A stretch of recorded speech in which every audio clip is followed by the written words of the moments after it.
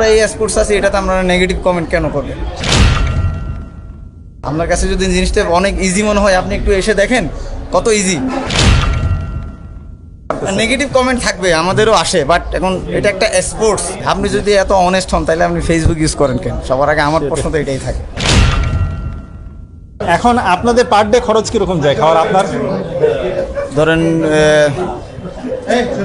3000 মতো per day 3000, মানে মাসে 90,000, 60 দিনে। আমরা কন্ট্রোভার্সিতে না যাই, জি, যার যার স্পোর্টসকে আমরা রেসপেক্ট করি। আমার BSc engineering final thesis complete করেছি, মানে আমি এখন বিএসসি ইঞ্জিনিয়ারিং কমপ্লিট। আমাকে ইন্সপায়ার করেছিল আমার এক ফ্রেন্ড আছে কক্সবাজারের, ফয়সাল নামে। মামু, তোর অনেক অনেক থ্যাঙ্কস, তোর কারণে আজকে এই পর্যায়ে আসা।